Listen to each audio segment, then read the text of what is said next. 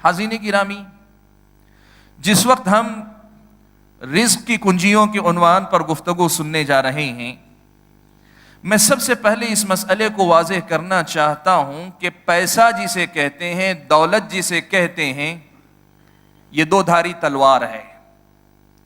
یہ دو دھاری تلوار ہے۔ آدمی سلیقے سے استعمال کرے تو اللہ تعالیٰ کے فضل و کرم کے بعد اسی سے اپنی جنت خرید سکتا ہے، جہنم سے چھٹکارا حاصل کر سکتا ہے۔ پیسہ اتنا بڑا ذریعہ ہے۔ حضرت عثمان غنی رضی اللہ تعالیٰ عنہ کو بہت سی فضیلتیں حاصل تھی، کئی اعتبار سے فضیلت حاصل تھی، لیکن اللہ کے نبی صلی اللہ علیہ وسلم نے حضرت عثمان غنی رضی اللہ تعالیٰ عنہ کو کئی مرتبہ جنت کی بشارت عطا فرمائی۔ ان میں سے متعدد بار اللہ کے نبی صلی اللہ علیہ وسلم نے حضرت عثمان کے اپنی دولت کو صحیح جگہ صحیح طریقے سے استعمال کرنے کے نتیجے میں بیان فرمائی۔ اللہ کے نبی صلی اللہ علیہ وسلم مدینہ پہنچے، میٹھے پانی کا ایک کنواں ایک یہودی کے قبضے میں، لوگوں کے لیے پانی کے پینے کی سہولت میسر نہیں۔ اللہ کے نبی صلی اللہ علیہ وسلم نے کہا، کون ہے جو اس کنویں کو خرید کر اللہ کی راہ میں دے دے کہ میں اسے جنت کی ضمانت دوں۔ حضرت عثمان غنی رضی اللہ تعالیٰ عنہ نے اپنے پیسے سے وہ خریدا اور اللہ کے نام پہ وقف کر دیا۔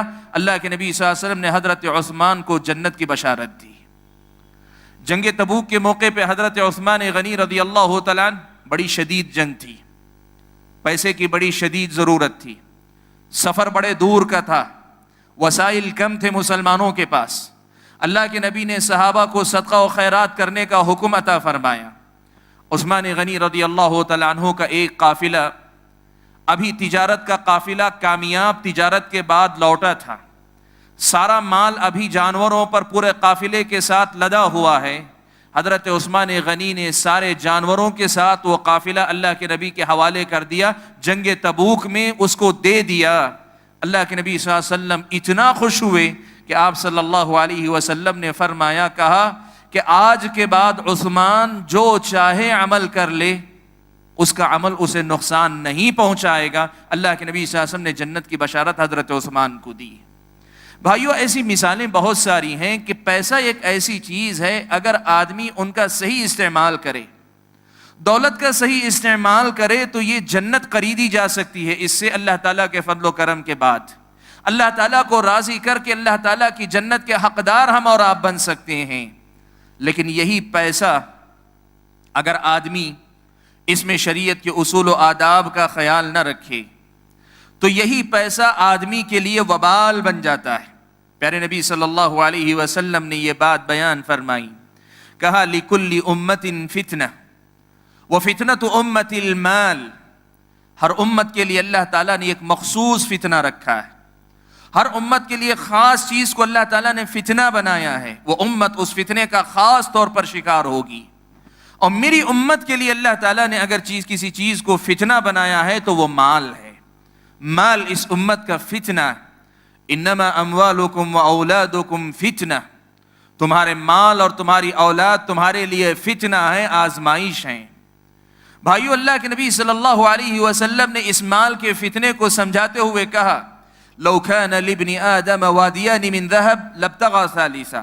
مال کا حرص، مال کا لالچ، مال کی حد سے بڑی ہوئی خواہش، مال کے باب میں ایک دوسرے سے آگے بڑھ جانے اور سبقت کر جانے کا جذبہ اگر بے قابو ہو جاتا ہے، آدمی ایسی بیماری کا شکار ہوتا ہے، ایسا لالچ انسان کے دل میں آتا ہے۔ نبی نے فرمایا کہ 2 وادی بھر سونا بھی اگر آدمی کے پاس ہو، وادی کہتے ہیں 2 پہاڑوں کے درمیان کے علاقے کو، ایک دو پہاڑ اور ان کے درمیان کا جو کھلا میدان ایک جگہ ہوتی ہے، اس کو وادی کہتے ہیں۔ اللہ کے نبی نے کہا 2 وادی بھر بھی اگر سونا ہوگا، آدم کا بیٹا تیسری وادی کی تلاش میں نکلے گا۔ بھائیو، میں جو بات سب سے پہلے آپ کے سامنے رکھنا چاہتا ہوں وہ یہ کہ دولت یا پیسہ، اللہ تبارک و تعالیٰ نے اسے انسان کی زندگی کی ضرورت بتایا ہے۔ اللہ تعالیٰ نے فرمایا، وَلَا تُؤْتُوا السُّفَهَاءَ أَمْوَالَكُمُ الَّتِي جَعَلَ اللَّهُ لَكُمْ قِيَامًا۔ تم اپنے اس مال کو اپنے ناسمجھ لوگوں کے حوالے نہ کرو جس مال پر اللہ تعالیٰ نے تمہاری گزر بسر کا دار و مدار رکھا ہے۔ تمہاری ضرورتیں اس مال سے پوری ہوتی ہیں. اللہ تعالیٰ نے مال کی ضرورت کو واضح کیا، لیکن یہ حقیقت یاد رکھنے کی ہے کہ مال دو دھاری تلوار ہے. آدمی سلیقے سے استعمال کرے یہ آدمی کے لیے رحمت ہے، آدمی اگر سلیقہ گوا بیٹھے یہی مال آدمی کے لیے زحمت ہے.